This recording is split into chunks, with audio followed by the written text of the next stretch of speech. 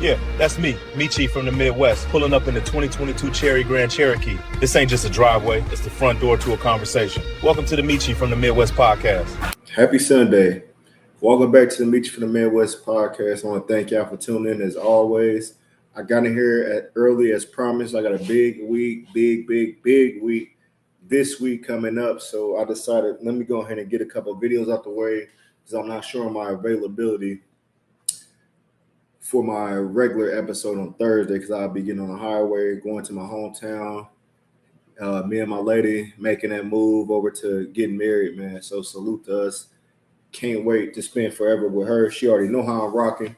But let's get in here and talk about these segments. I want to talk about things that's going on. I just went to see one of the craziest movies I've seen in quite some time. I'm glad I actually went and go see it.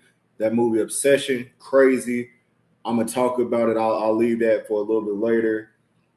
I want to get in here and talk about the results of the Spurs and Orlando OKC game 7.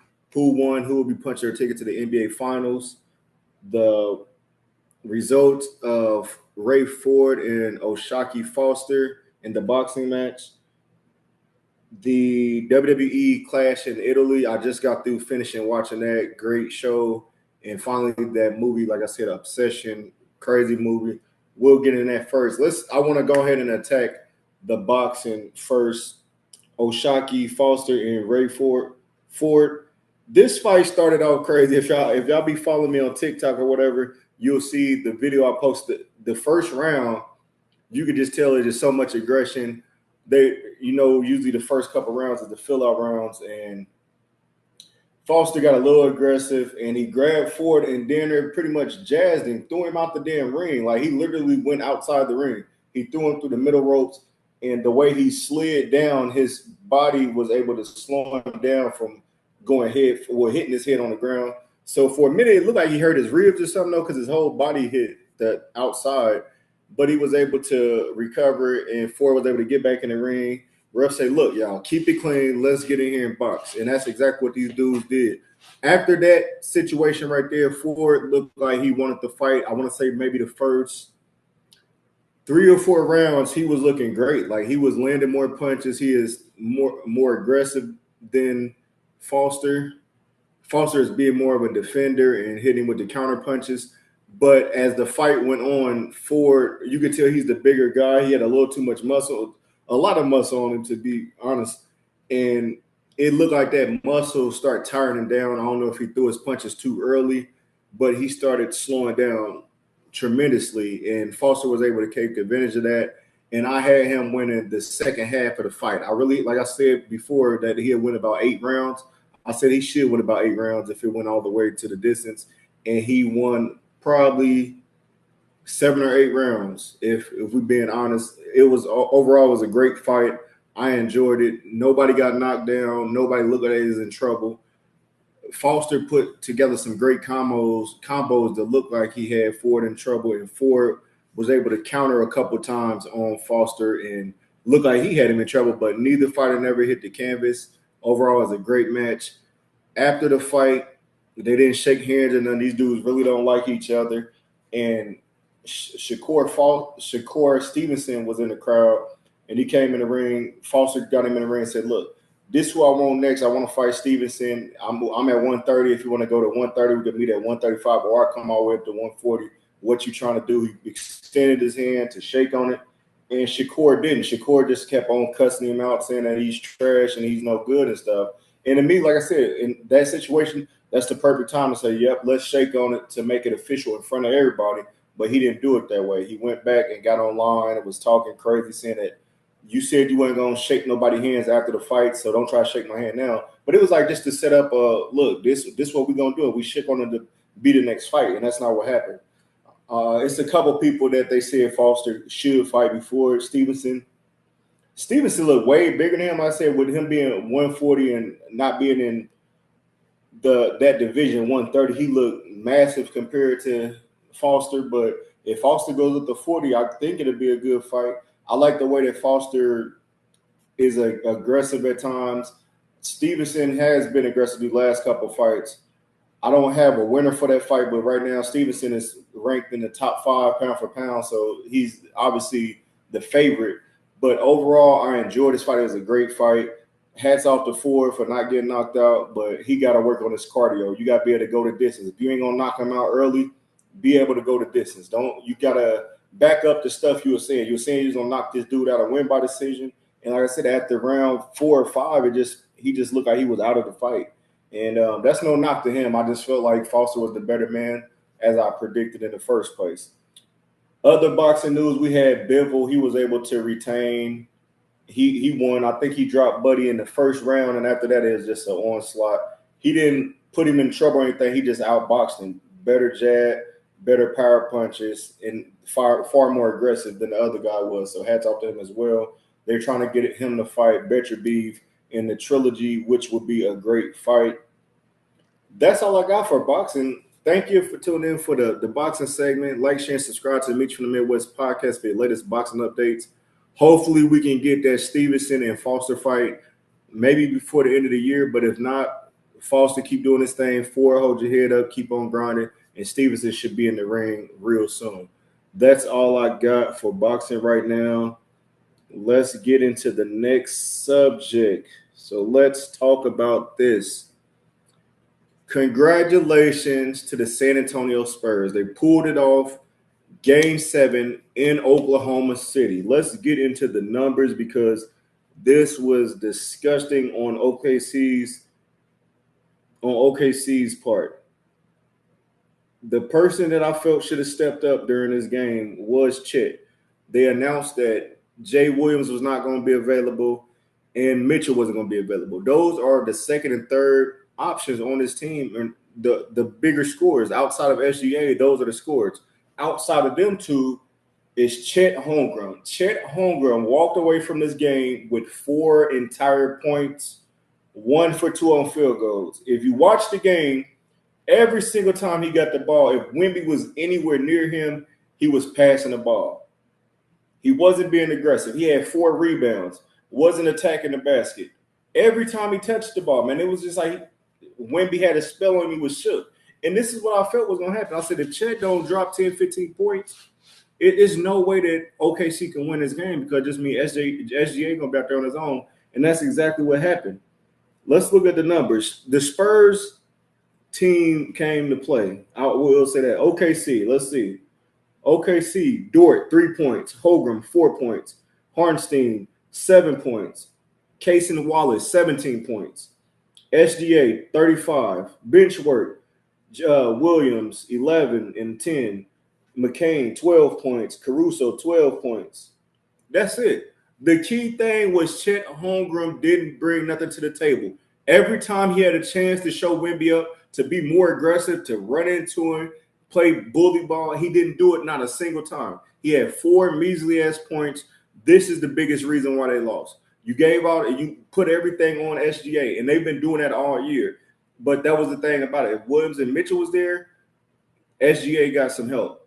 But Chet, if Chet is the second option, y'all not winning that game. And I thought that Chet would have had some type of heart when it be in game 7 because it's like, dog, if we beat y'all next round, I don't have to worry about Wemby being out there. I can go against Karl Anthony Towns. That would have been an easier matchup for him. Power forward versus power forward. Or you could, if you run in the center, whatever. But that's not what he did. He did not show up. Very disappointing Chet. As far as as far as San Antonio goes, Vassell 11 points, Champagne 20 points, Wemby 22, Castle 16, Fox 15, Harper 12, Johnson 12, and Cornette 2 points and rebound, 4 rebounds. A game-defying block that he had on Hardenstein on a fast break. I think they were up 4 points. Spurs were up 4 points, and Hardenstein was going up it looked like he was going up for a dunk, and he got his shit pinned to the back of the back of the rim. San Antonio pulled off the win 111 to 103. I said before this series, I said I didn't believe that San Antonio could win 2 games at home. Definitely with it being a game 7 in Oklahoma City. Like I said, Chet Holmgren didn't show up. No, that's no knock on the Spurs. Spurs did what they're supposed to do. They played lights out defense. They played great. Everybody showed up to play. They didn't fold under the pressure or under the bright lights. Chet Holmgren did. So if anybody's to blame for this series right here, I don't want to hear no coach talk. I don't want to hear about the bench. Chet Holmgren is the reason why the OKC Thunder got put out, and now the NBA Finals is set, going down on Wednesday. The New York Knicks will be headed to San Antonio for Game 1. Game 1 and Game 2 is in San Antonio since they are the number 2 seed. I want to say the Knicks are number 3 seed, so yeah, home team will be the greater seed, which is 2. And I don't know who I got right now. Early prediction, I'm going to say the Spurs in 5. I'm going to say Spurs in 5 just because I believe that the way that Wemby's playing and the rest of his team is believing in him, and he's believing in his teammates and trusting them. I don't think nobody's going to be able to stop him. I see the big factor is going to be Wemby versus Towns. If he shuts down Towns or have Towns playing like Chet Holmgren did, it's going to be easy for Wemby to alter Bronson's shot. Anybody's shot out there. Anybody's shot gets altered is going to be a problem. This is the perfect setup for San Antonio to take over. They're a very young team. I don't see the only person I can see leaving this year is, I don't know their contracts, but Cornet and Harrison Barnes are like 2 of the oldest dudes on the team. That's not really a big loss. I do feel like they need to go get another big man, either a power forward or a center to come in after Wemby. If they do that, they'll still be back in business. But for them to be in the NBA Finals, they're ahead of their time. The New York Knicks have been building this team to beat the Celtics, and then when they ran into that problem with the Pacers, they built this team just to beat those 2 teams. I don't believe this team can beat the San Antonio Spurs, and that's just I just don't see it. So we'll see how it plays out. We'll go game by game. Whenever I'm able to give y'all a prediction or my predictions for the game, I'll let y'all know. But congratulations to the New York Knicks. Congratulations to the San Antonio Spurs. They will be in the NBA Finals. This is a rematch, I want to say, from 1999, the year that they had like Allen Houston. Who they have? Allen Houston, Latrell Sprewell, and maybe like Larry Johnson or somebody. And they were going against Duncan and who they have? Duncan, Robinson, Avery Johnson. That team right there, that 99 team. So this is a rematch. San Antonio won that time. Let's see if they can pull it off again. I just want it to be a great series. If we can get 5 to 6 games out of this, I'm cool with it. But if it's a team that I would rather win, I would rather be San Antonio because that puts a target on their back. And then that means with the Lakers being in the West, OKC being in the West, Minnesota, Denver, all those teams, they'll be gunning to take that spot. And I believe nobody on the East is a stronger team that can possibly be the West Side team unless it's the Boston Celtics or something. And that's always been a rival. So, man, a great game. I will say it was a great game. It just felt like I said, every time the Spurs pulled off, Thunder was able to bring it back down, especially when Wemby went to the bench. But after that, like I said, it was just Wemby wanted them more. The team wanted them more. Wemby stepping back, crossing people over here in 3-pointers from damn near mid-range, from the middle of the damn court is crazy. Like it's no stopping that dude, man. So great game. Game 7. NBA Finals kicking off Wednesday, June 3rd. We will get into those results as it gets closer. That's all I got for NBA. Like, share, and subscribe to Mechee from the Midwest podcast for your latest NBA updates on all platforms: Facebook, YouTube, Instagram, TikTok, and Facebook. Or did I say Facebook twice? Whatever. Next segment I would like to run into is the WWE Clash in Italy. I just got through watching that. It is just live at 2 p.m. on Eastern on ESPN app. Check that out. It was 5 fights. Let's get into the results of it. They kicked it off with Cody Rhodes versus Gunther. It was a controversial win because this was one of those back and forth fights where Gunther was pretty much superior. He was able to put Cody in a sleeper hold maybe 3 or 4 times. It seemed like every time I looked up, he was getting put a sleeper hold. Cody was able to get his key moves off, the Cody cutter.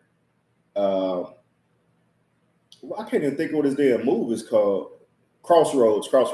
He was able to get that off, but at the end of the match, like when it comes to pinning somebody, you got to pin them in the middle of the ring, because if your foot is on the rope or under the rope, it's a rope break, and that breaks up the count. And that's exactly what happened. Where Cody hit the crossroad at was right by the side of the ring, and he had his foot hanging right out, and the ref couldn't see it from the angle, so it was controversial. Gunther was very upset after the match. He looked like he wanted to whoop the referee ass, but Cody pulled it off. I figured that he would. I didn't see Cody losing the belt so quick, because he just got it at WrestleMania.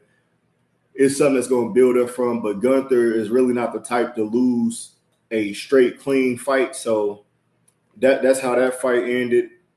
Overall, it was a pretty good match. I'll say that. Next fight they had was Rhea Ripley versus Jade Cargill. I was going for Jade, but I figured Rhea would win it because, like I said, usually when you win the main title after WrestleMania, you're not giving up that title. It was a good back and forth. Jade has very much improved on her moves. At first, she looked very stiff, like her AEW run. It was like they were just giving her minute matches. Now she's doing 15, 20-minute matches, and you can tell like she's able to carry the match along. And Rhea Ripley does a great job of selling all her moves to make her look pretty much more dominant than her, with her being the bigger woman in that division and the more powerful woman in that division.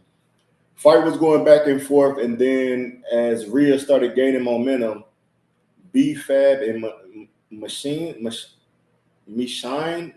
something like that. I can't think of her name. I can't think of her damn name. The little group that Jade got, they ended up trying to interfere with the match, and they came out there, and Rhea was able to handle business. It caused a distraction really for Jade, so it put her on the defensive side, and Rhea was able to capitalize and hit her finisher on her and get the 1, 2, 3 count. So she was able to retain her title. Solid match. Can't complain there. I just thought that with them interfering, it would have gave Jade the up a little bit of more the advantage, but it didn't, because the referees pretty much try to kick her. Oh, that's what it was. I'm tripping. They pretty much they kicked those two out the ring, and then when they was doing that, when the ref was kicking those two ladies out, Charlotte Flair came and was a distraction and was able to attack B-Fab and Machine or whatever her name is. And when that happened, Charlotte Flair was pretty much distracted Jade Cargill, and that's what cost her the match. So I'll take that back. Rhea did have a little help, but overall, it's a good match. I was surprised that the way that it looked like Charlotte wants that belt back from Rhea, which she'll eventually have to fight her sooner or later. But it looks like they're going to set up Charlotte and Jade to run a program, because she keeps getting in her business. And with Alexa Bliss being injured, this is perfect time to have a one-on-one match with Jade and Charlotte. So salute to the champ, Rhea Ripley retaining. Next fight was a rematch from WrestleMania again. Brock Lesnar, after I told y'all last week he came back and destroyed Obafemi, he came out here to get his revenge. Fight start off. Soon as the bell rung, Brock ran over there and got on Oba's ass. He hit him with 5 F5s. Oba still kicked out of all 5 of those. And as the match went on, they just went back and forth. What changed the match was Brock tried to put him in a Kimura, and it really pretty much had it where Oba had to use one arm for pretty much the rest of the match. And you can tell, like, every time he tried to do something with both arms, it was like weak on that side. So Brock was able to take advantage of it. I know when they got outside the ring, he put Oba through the table. He ran him into the poles outside. He was doing it all. And Brock was able to get him back in the ring. And Oba tried to go for his finisher, fall from grace. And when he went to like push him up to do the powerbomb, Brock jumped over his head and hit him with another F5. He hit him with a total of 7 F5s and pulled off the win to give Oba his first loss on the main roster. I knew it would pretty much happen because they're going to set this up to be a trilogy. And with the SummerSlam being in Minnesota, that's where Brock is from. I believe that he didn't want Gunther to retire him. He wants Oba to retire him. He's giving him the Rocket. Everybody's saying that Oba's the next big thing. Why not let him retire you at your home and let the crowd go crazy for you at the end of the match? You could tip your hat then, but this was just payback for beating him because Brock, like I said, Brock admitted to it. He said, man, you whooped my ass the first time. Now it's 1-1. Let's run it back. We'll have to run it back to see who the better man is. And I think that match will be at SummerSlam. What else fight? Oh, the next fight we had was Sol Ruka versus Becky Lynch, the Intercontinental Championship. This was it was a pretty good match. Sol Ruka, I understand like a lot of her moves, she's coming off the ropes and stuff. She wears those big baggy pants like Lita. I can tell that's where she gets her attire from pretty much because she wears those pants like those big wide pants with some like some Converses or something. But she's doing some crazy moves and she be slipping every so once in a while. So a lot of people are saying like, damn, is she gonna be able to hit most of her moves clean if she keeps slipping off the ropes and stuff like that? But this match right here, it was a pretty good match.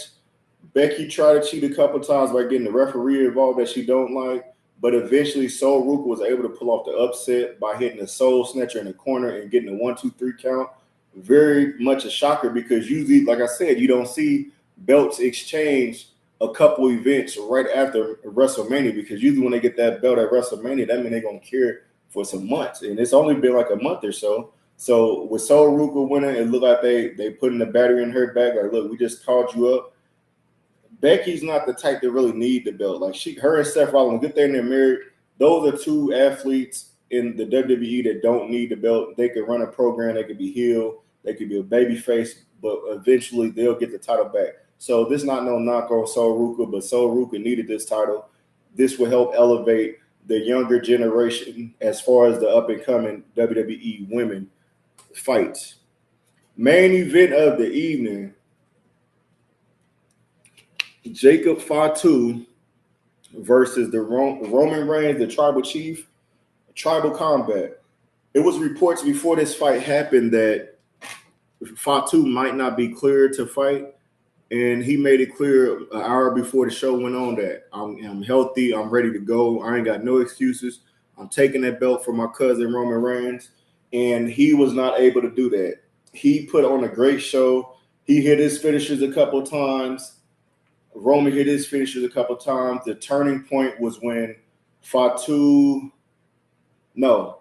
Roman had a toolbox under the ring and they slammed it on his hand that he'd be doing that claw with, and it just weakened his hand. It was his right hand. It weakened his grip. So every time he tried to go for that move, it was like he couldn't put no grip on Roman. So Roman laughed at that.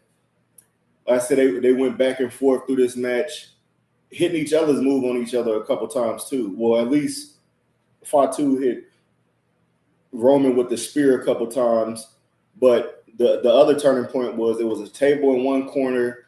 Roman tore off all the turnbuckles on the other three corners. He pretty much slammed Fatu into all those at some point, and then he was able to spear him through the table and then hit the ultra spear because he bounced off the ropes a couple times and hit him with the spear, got the 1-2-3 count. I thought what was going to happen then was going to be the acknowledgement, but it looks like they're saving it for Monday night. After the fight, pretty much the Usos came out there, and as they were exiting, Jacob Fatu was still sitting in the ring. Once he slid out the ring, you look over to the corner, you see Solo Sikoa and his little group, and Fatu was looking like he wanted to say something to them, but Roman told Usos, like, we're going to take care of them. We're going to get Fatu to take care of them boys right there. Their other cousins, the younger brother, the younger generation of the Fatu family. And Roman turns around, start walking up the ramp, popping his shit to the camera, and the Usos start walking. Fatu was just standing there like stuck in a rock and a hard place. But Jay told him, hey, come on, man. You with us now? Get over it. You got to acknowledge the Tribal Chief tomorrow. Bring your ass on. And that's what happened. That was how the show ended up. This was a pretty good card, man. What is it? Italy. Clash in Italy. I'll give it a I'm trying to think, was I disappointed with any match? I give it about an 8 out of 10. If anything, I was disappointed was the ending of the Gunther and Cody Rhodes. I would have rather Cody win straight up because last time he got like a sneaky 3 count.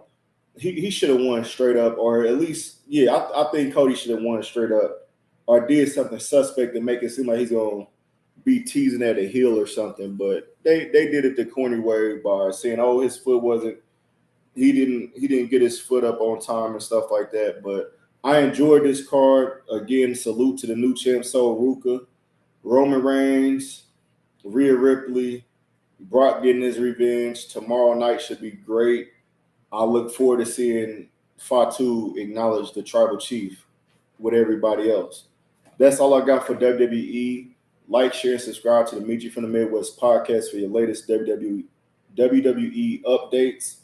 Let's move into the last subject I want to talk about, and that subject will be my movie. I just went and saw this movie. It's like 11:30. I went to the early morning. First of all, they didn't usually they turn the lights out when the movie about to start. They didn't start the movie out until like probably 10 minutes into the movie already started. So looking at the screen, like, all right, dog, this is a horror movie. Why in the hell do y'all got the lights out? And I think somebody passed the message because one of the people that was in there, I seen like on the far right of the movie theaters, hurry up and walked out there. And as soon as they came back in, the lights was off. So salute to them for getting them, the movie set the way it's supposed to. Now, I want to ask y'all a question. If you had a chance to be with anybody you want, like somebody you desire, how do you go about that? With this movie Obsession, this dude went about it the wrong way. I'm gonna tell you just like that. If you haven't seen this movie yet, please stop right here. This is a spoiler. I'm gonna get into a couple of details. I'm not gonna spoil the entire movie. I'm gonna just hit y'all with the key points. Don't hate me. Just stop here. Come back after you see the movie so you can let me know what you thought about it. But as a man, if you ever feel like you don't have to be the most confident person, you might not even be the woman's type. If you feel like you want to talk to somebody, go holler at them. Just say something to them. Be funny with them. Be goofy with them. Ask them simple questions that are put in their head that maybe this person is trying to talk to me. Show them signs that you like them, that you feel them. It's not like just a friendship. I want to get to know you. This dude right here went out the sad way. I'm going to tell you just like that. With this, let me get the names of the characters on here. So, let me get to it.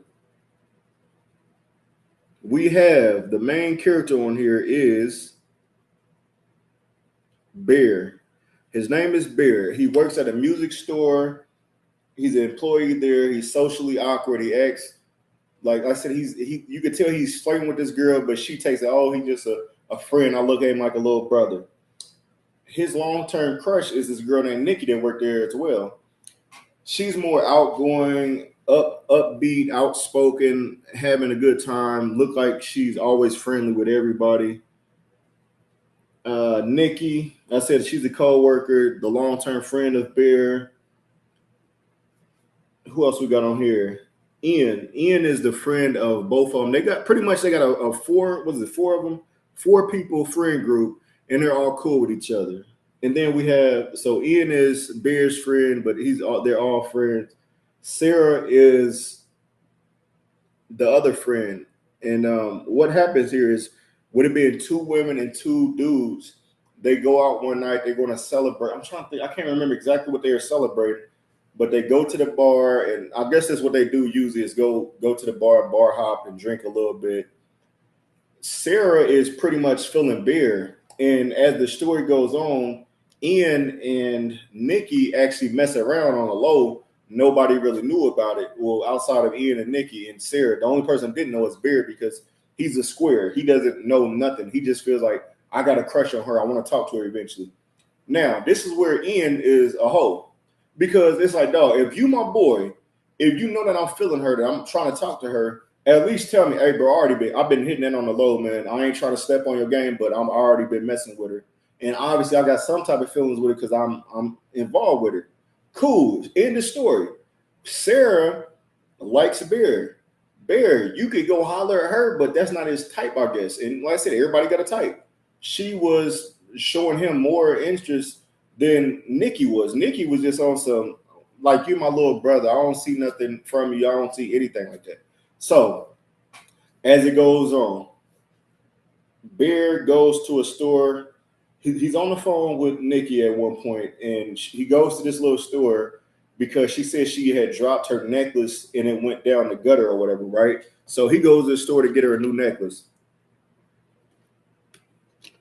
When he goes to this store, he realized that the necklace that he sees, like, nah, she probably don't like this. So as he gets to walk around the store, they have this. I want to be specific what the item is called. It is called the. One second, where did it go? Damn. One Wish Willow.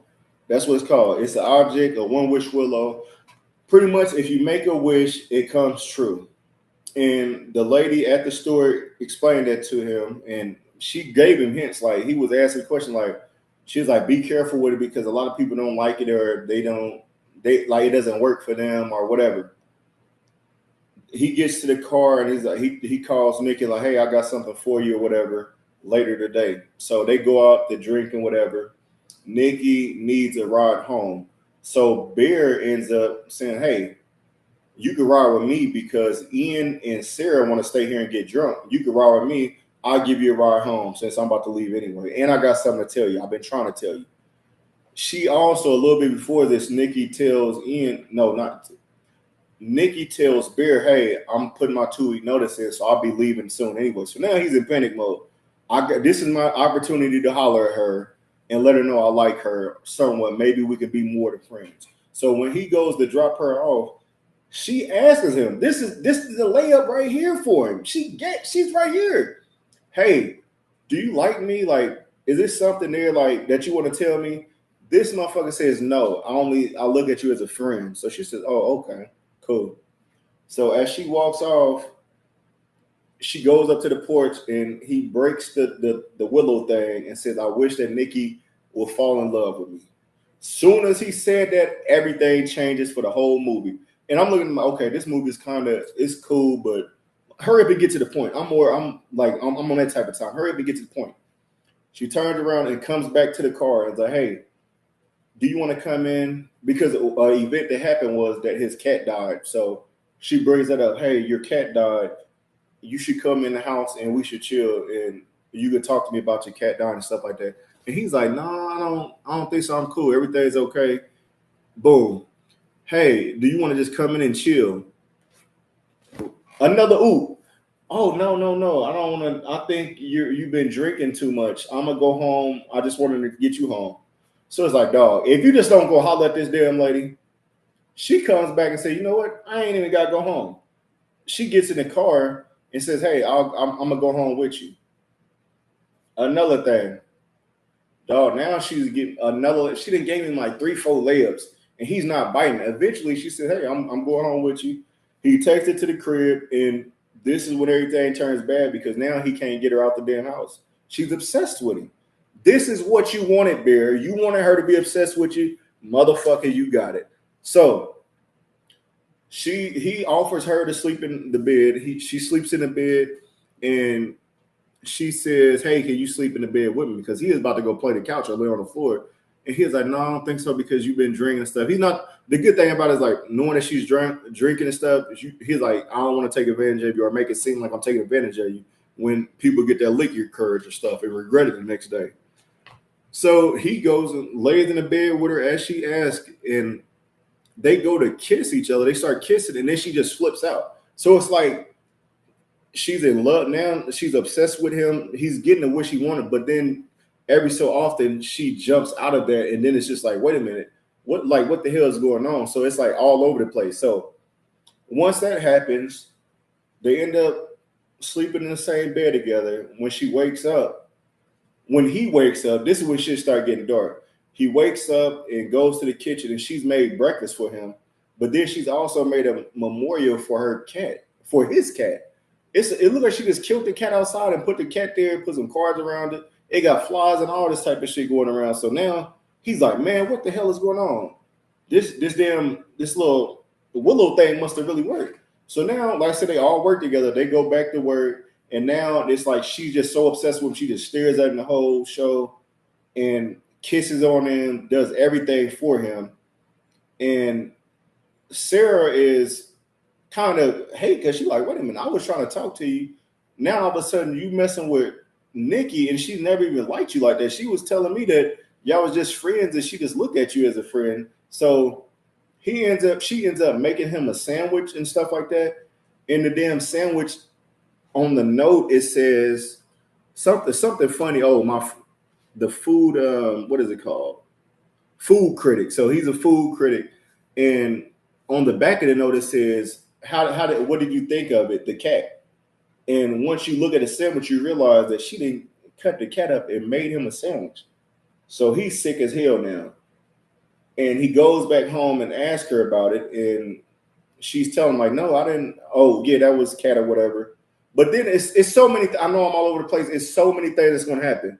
Another thing was they go out to dinner, and she said that her dad was dying of cancer. One of the friends hit her up like, hey, everybody's been seeing her dad. He's as healthy as ever.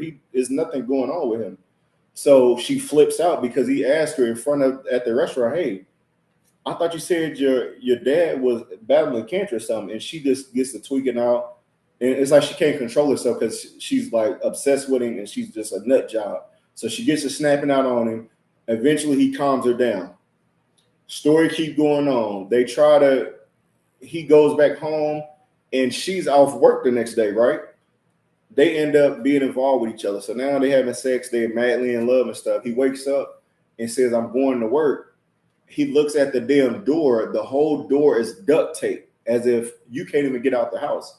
Eventually, he gets out the house and goes to work. And this is when he starts telling Ian, like, hey, man, I'm messing with her. He hasn't told them that I used the Willow thing and wished for this. So now he's just stuck. Nobody really want to be around him because they all lovey-dovey and it's strange to the rest of the friends. So Ian ends up having a party and Sarah ends up telling Bear about it. It's like, wait a minute, well, that's your friend, but he didn't invite you because he don't want her around. But the reason he don't want her around because he was just messing with her on and off. And now it's like you seem like a hater because you come to the party with the girl I've been messing with, and now she your main thing. So, anyways, he tries to talk her out of not going, and she flips out. Like I said, every time she don't get her way, she flips out because she just wants to be with him only. So they get to this party. He ends up saying, you can come to the party with me. They get to the party. Every time Bear says something, she's just laughing hysterically like he's the funniest man on earth. They end up playing this little game, and she said some creepy shit when it's her turn. Then it's Bear's turn. When it gets to Bear's turn, she's like, the message says, kiss the person on your left. Who you think on the left? Sarah. He looks at Sarah as if he's going to kiss her. The girlfriend, Nikki, stands up with the sad face, walks over there, moves her chair, and sits down. Now she's the person on the left, and she starts kissing him. And then she starts bashing herself with something. Now her head's bust open. This movie sounds crazy. I'm telling you, just go watch the damn movie. They go to the emergency room. They don't go into the emergency room. Get back home. And it's just like I said, it's so much shit that goes on that is so many things that she's like, dog, you should have been gone. Let me see. It was another thing that happened. Oh, another thing that happened. Besides the duct tape, after the duct tape situation, a key thing he tells her is that I'm about to go to work. And she says, okay, I'll be right here until you get back. She stands there in that same spot until he gets off of work. She done pissed and shit, all type of stuff, and threw up because she probably ate some of the cat too on a cat sandwich. I know it sounds disgusting, but if you watch the movie, I'm telling you, it's worth to watch. Probably one of the best movies I've seen all year so far. And I've seen pretty much a movie or two every month or so this year. But to me, this was a great movie. As the movie goes on, now he has to figure out a way because he goes back to the store and he's trying to figure out a way. How can I break this? I don't want to be in love with her. I don't want her anymore. I want things to go back normal because she done tweaked out on me. She done try to kill people. And that leads to the next situation. As I mentioned before, Sarah The friend is trying to get into a college. She's been getting denied from colleges. She like I said, she really feeling Bear. One night she asked Bear to come out with her because she got another letter, right? So she gets the letter and she's like, I want you to help me open this. He has to sneak out the bed and tell her he got to go get some water out the refrigerator for her to go back to sleep. And when he does this, he sneaks out to go see Sarah and they get to talking and she has the letter in her hand and wants him to open it up for her. And she pretty much hinting him at kissing him from because she was on the left side at the party. So she's like we could have kissed or like we really was filming each other, or maybe the person you should be with, somebody that actually likes you. Out of the corner of nowhere, you see somebody running full blast, head through the window, and then she just get the honking the horn with old girl head until she's deceased. Now you got a murder on your hand. Now you know already killed the damn cat. Now you killed the friend because you're obsessed with him, and now y'all got to get rid of the body. So they end up putting the body up in the car and taking it to the house. And like I said, he's trying to find any way away from breaking his curse. So at the store when they went, they said the only way that you could break the curse is if somebody else uses this willow thing and asks to be in love with her instead of you, or for you to fall out of love with her. So what he's trying to do is take it to his friend Ian, and he says, Ian, I need you to do me one favor. I need you to break this and say that I want my friend Bear to not be in love with Nikki, or what is her name? Nikki. Damn, I'm messing up her name now. Nikki? I'm pretty sure it's Nikki. I want you to be in love. I want you to fall out of love with Nikki. And he says, this motherfucker says what anybody else would say in this situation. I wish to have $1 billion. That motherfucker said, I wish I had $1 billion. As soon as he broke it, money get to falling through the goddamn roof. $1 billion. He's a millionaire now. So now Bear's over here flipping out. It's like, dude, you had one job. You would rather be a billionaire to help your boy out? You goddamn right. That's what I'm going to do. I don't give a damn about that because you start messing with her after you knew I was messing with her in the first place. So it takes a dark turn because now Sarah's dead. Now you get Ian comes over to the house to see what's going on. Now she has Sarah's body in the house. She got throw up and stuff all over the floor from everything else she's done. And she got a gun. And instead of shooting Bear, she ended up shooting Ian. As soon as he walked in the door. So now 2 of the 4 people are dead. So now Bear started to realize, you know what? The only way I could get out of this, like they said, was I gotta kill myself. So he gets a gun, and like I said, it's kind of disturbing. He's about to kill himself, but instead he goes into the closet and realizes he has some more pills because he takes Oxycontins. He ends up popping the whole bottle and goes out there to, because I said he had one of the willow things, another one. He was trying to break it to where he can uplift the curse, and then it couldn't break it. So it's like you stuck. So it's either death from here on out. You can only die from this. And he goes out there and ends up dying from it. But she had one of the willow things too. And I guess when she said that we should break up, because like I said, I know this sounds crazy. She said we should break up. I think she snapped back in reality a little bit. She broke it and said we should break up. And that's when she came back to reality, that as soon as he ended up foaming out the mouth, dying, now everybody's dead. She's the only one sitting in the house. Boom. She clicks back into reality that she's no longer in love with him, but now she sees the mess she didn't cause. She had killed her friend. She killed this friend. And then this man popped all these pills and killed his damn self just to get the hell away from you. And on top of that, don't forget you killed the goddamn cat. What a crazy movie. I know I said a lot and it might not make sense, but please, if you have not seen Obsession, go to the movie theaters this week, check it out, and get back in here and give me your review on it. I'm trying. I swear, I'm trying to get better at these reviews. Maybe I just need to write down everything in order and talk about it. Because sometimes I just try to go off my dome because it helps me not looking at my phone all the time. So overall, I give this movie. I'm gonna say, I say 9 out of 10. The only reason why I say 9 out of 10 was because, like, dog, you had so many opportunities to get out this situation and could have still survived.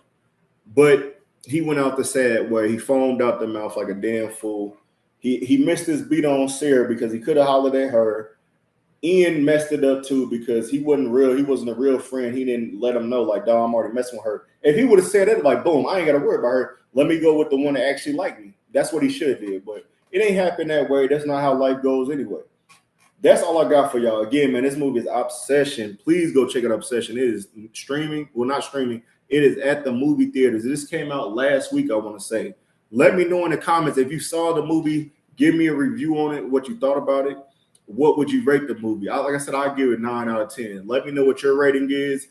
And when you go see the movie, please jump in the comments and let me know what you thought about the movie. That's all I got for y'all today, man. Like I said, I got a big week coming up. If y'all don't see me post a couple of videos on Friday, then you know what it is. I'll catch y'all next week.